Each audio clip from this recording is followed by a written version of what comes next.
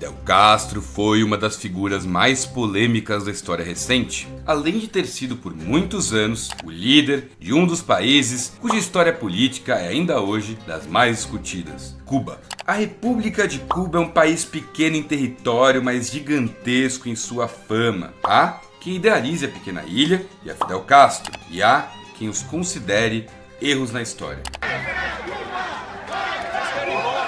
Muito mais do que um convite para curtir uma tarde de sol no Caribe, é um convite ao debate. E não por acaso, Fidel Castro é figura presente em qualquer um desses debates. Mas, antes de ser o militar comunista que fuma charutos, ele também foi um sujeito em um contexto. E hoje nós vamos falar sobre este contexto e sobre esse sujeito.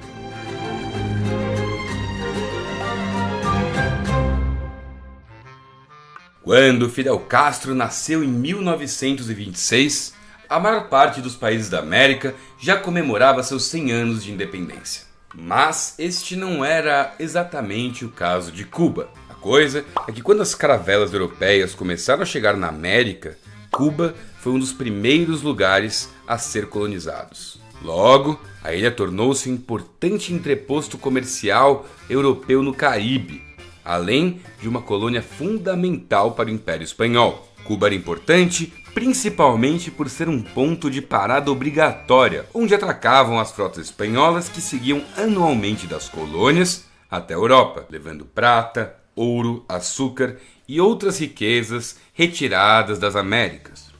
E justamente por essa razão, tratava-se de um lugar altamente militarizado, com tropas e armas protegendo a ilha. Foi aí que a pequena ilha começou a concorrer economicamente com lugares como o Brasil. E tanto lá quanto aqui, o segredo do negócio era a escravização de pessoas em escala cada vez maior.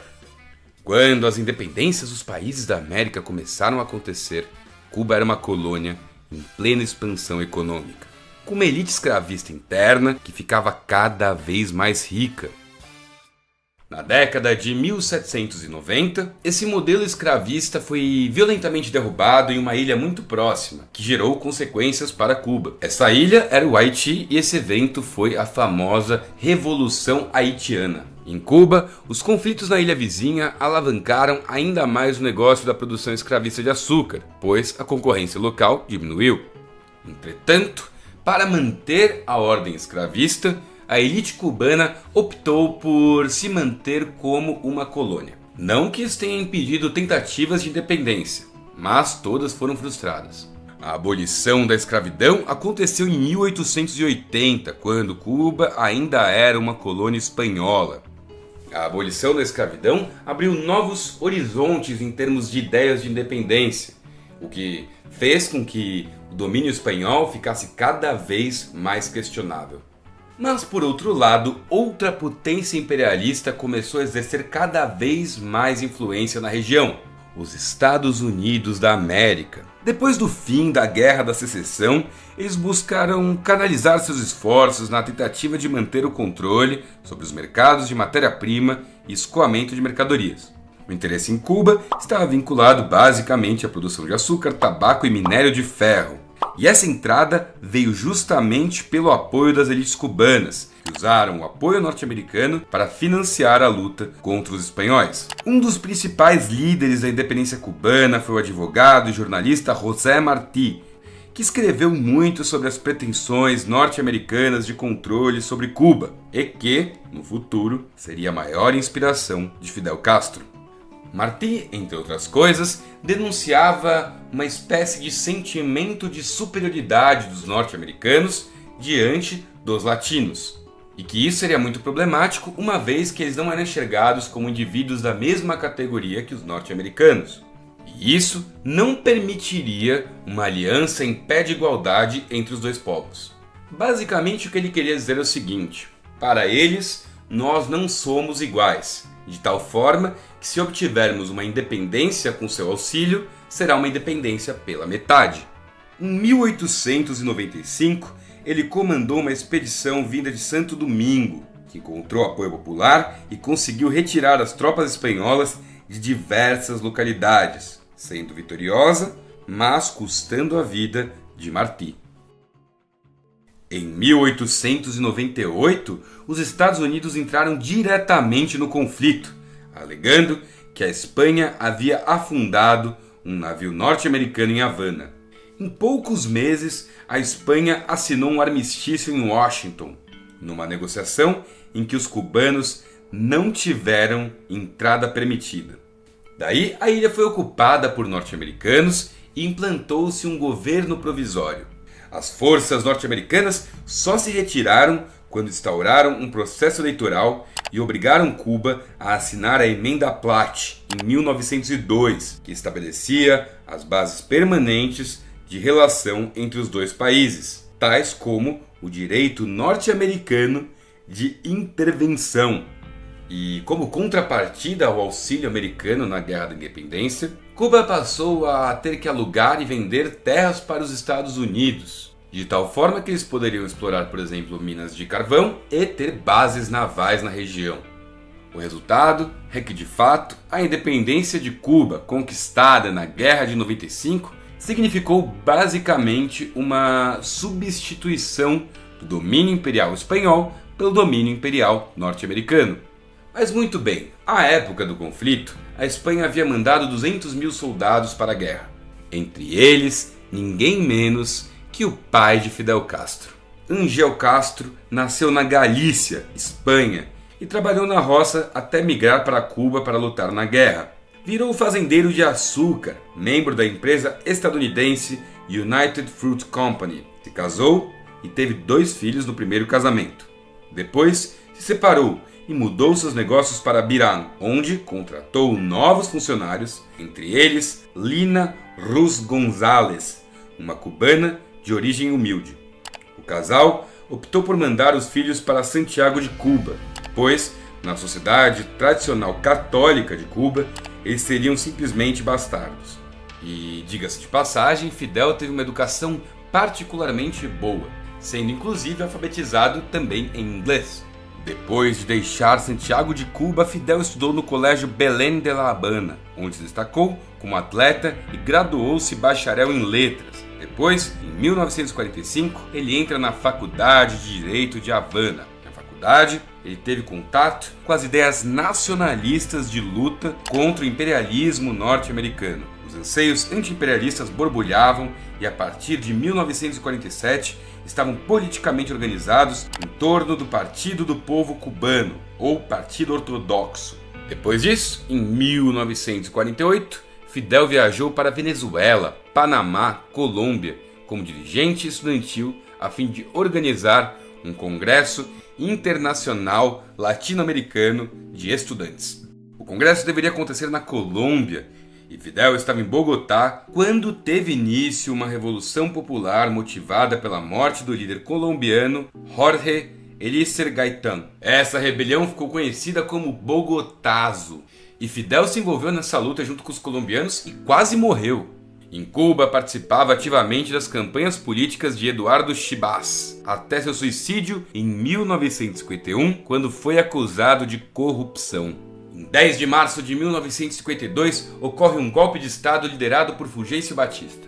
Ele também era um importante aliado dos Estados Unidos, chegando a morar anos no país. O golpe de Batista suspendeu a Constituição e estabeleceu uma ditadura na ilha, apoiada basicamente por grandes fazendeiros e máfias estadunidenses que controlavam os negócios da ilha, incluindo o jogo, a prostituição e a lavagem do dinheiro. O Partido Ortodoxo, que vinha crescendo com a bandeira de combate à corrupção, foi diretamente atingido e retirado das eleições. Fidel, que representava o partido, em 26 de julho de 1953, junto com mais de 100 jovens do partido, comandou um assalto aos quartéis de Moncada e Bayamo.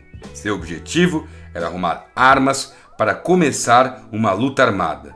Entretanto, foi preso logo em seguida. Foi durante esse período que ele proclamou uma famosa frase: "A história me absolverá". Agora, se ele foi ou não absolvido pela história, não é comigo. De qualquer jeito, foi ali que ele começou a realmente desenvolver seus planos para a Revolução. Foi libertado em maio de 1955, após uma forte pressão popular, e uma semana depois já estava envolvido em manifestações e denúncias contra o regime, fundando o Movimento 26 de Julho. Em julho do mesmo ano foi para o México e passou a organizar a luta armada. Depois, viajou aos Estados Unidos a fim de fortalecer e articular grupos de cubanos que apoiavam a luta e viviam na região. Esteve na Filadélfia, Nova York, Tampa, Union City, Bridgeport e Miami. À época, seu novo slogan era: seremos livres ou seremos mártires. Daí, Fidel, Raul Castro, Juan Manuel Márquez, Ernesto Che Guevara, Camilo Cienfuegos e outros revolucionários seguiram em longas caminhadas pelas ruas da cidade do México, após elaborado treinamento de defesa pessoal, escalando montanhas, praticando tiro, táticas de guerrilha. Em 20 de julho de 1956, os líderes do movimento 26 de julho foram descobertos, presos em casa e suas armas foram levadas. Quando finalmente saíram da polícia, resolveram que era hora de acelerar o processo revolucionário. Compraram um iate Granma, com o qual chegaram em Cuba depois de 7 dias de navegação no dia 2 de dezembro, com 82 combatentes. No dia 5, foram surpreendidos, muitos mortos, outros presos. E quando a poeira baixou, Fidel reencontrou seu irmão e reagrupou a força revolucionária. Em 17 de janeiro de 1957, obtiveram a primeira vitória depois da investida contra as forças de Batista no quartel de La Plata. A partir daí, o exército começou a crescer. Fidel dirigiu as lutas durante os 25 meses de guerra de guerrilhas que teve sob seu comando direto a coluna 1, denominada José Martí. Também participou diretamente de quase todas as operações. No começo de 1958, ocorreu uma grande greve geral para pressionar a saída do presidente. Também foram criadas 2 novas colunas, uma sob o comando de Raul Castro e outra sob o comando de Juan Almeida. Isso tudo para basicamente abrir bases guerrilheiras em todo o redor da ilha. Depois de ferozes conflitos, as forças rebeldes derrotaram os batalhões que foram obrigados a se retirar. Então, no dia 20 de novembro de 1958, Fidel liderou uma nova ofensiva revolucionária. No amanhecer do dia 1º de janeiro de 1959, entra vitorioso na guarnição de Santiago de Cuba, com uma batalha ocorrendo em meio a uma greve após a tentativa de tomada de poder pelo general Eulogio Cantillo. No dia 8 de janeiro, então, Fidel Castro toma Havana, mas os conflitos estavam longe de terminar e uma nova potência resolveu entrar no jogo: a União Soviética. Desde a Segunda Guerra Mundial, muitos países tentavam recuperar suas economias, e regiões como a América passaram a ser um ponto de interesse muito significativo. Além disso, a Revolução Cubana se tornava uma ameaça às pretensões dos Estados Unidos, de tal forma que a ilha passou a figurar como uma espécie de alternativa à Constituição das demais nações do continente americano. E é nessa hora que Fidel Castro toma uma decisão um tanto inusitada. Era hora de se sujeitar a outra potência imperialista, desta vez a União das Repúblicas Socialistas Soviéticas. A verdade é que durante a Revolução Cubana, Fidel era basicamente um nacionalista cubano. Foi apenas quando a Revolução Cubana já havia acontecido que Fidel de fato se alinhou com o regime soviético. Mas muito bem, foi nessa hora que deixou de existir o sujeito Fidel e passou a existir um mito criado pelas 2 maiores máquinas de propaganda da época. Uma delas criou um vilão e a outra criou um herói.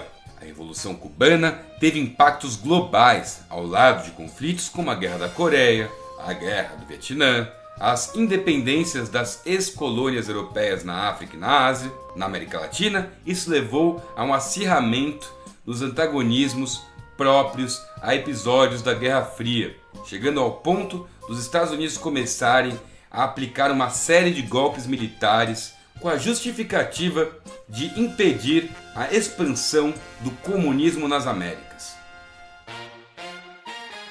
Então chega o ano de 1962 e um evento histórico fundamental acontece, no qual Fidel Castro foi um grande protagonista.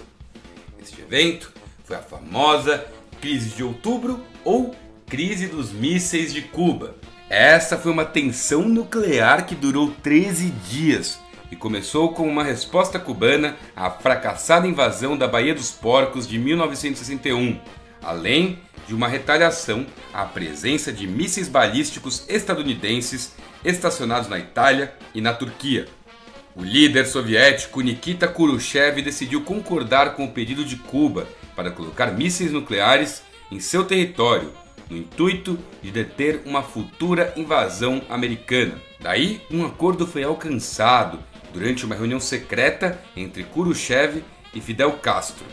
Essas preparações de mísseis então foram confirmadas quando um avião da Força Aérea dos Estados Unidos produziu provas fotográficas claras da instalação de mísseis balísticos na ilha em 1962. Os Estados Unidos então estabeleceram um bloqueio militar para evitar que novos mísseis entrassem em Cuba e anunciou que não permitiria que armas ofensivas fossem entregues à ilha, além de ter exigido que as armas já entregues fossem desmontadas e levadas de volta à União Soviética. Depois de um longo período de tensões e negociações, foi alcançado uma espécie de acordo entre Kennedy e Khrushchev. Politicamente, publicamente, os soviéticos desmantelaram suas armas em Cuba e as levaram para a União Soviética, sob reserva de verificação das Nações Unidas, em troca de uma declaração pública dos Estados Unidos de que nunca invadiria Cuba sem provocação direta. Secretamente, os Estados Unidos concordaram que iriam desmantelar toda a rede de mísseis Júpiter que havia sido implantada na Turquia e na Itália contra a União Soviética, mas que à época não era de conhecimento público. A partir daí, uma série de acordos reduziu drasticamente as tensões entre a União Soviética e os Estados Unidos nos anos seguintes.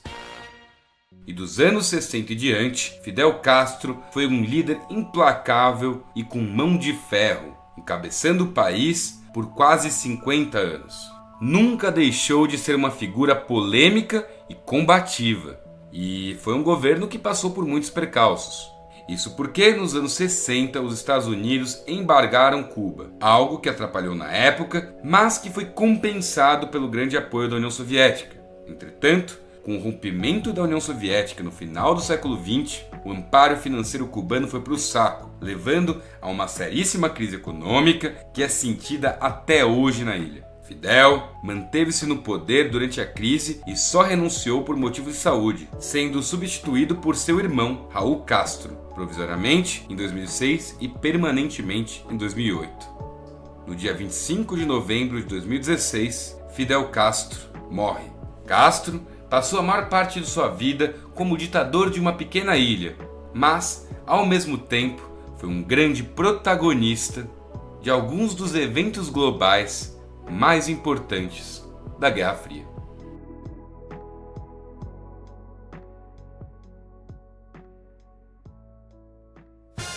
E bom, é isso aí, galera. Eu espero que você tenha gostado deste conteúdo. Se você gostou, deixa um like, compartilha, manda para as pessoas. Se ficou alguma dúvida, comenta aqui embaixo. E se você gosta do canal, se você gosta do conteúdo que eu faço aqui, considere se inscrever e ativar o sininho para receber todas as notificações. E acima de tudo, muito obrigado por nos assistir. Um gigantesco abraço e tchau, tchau.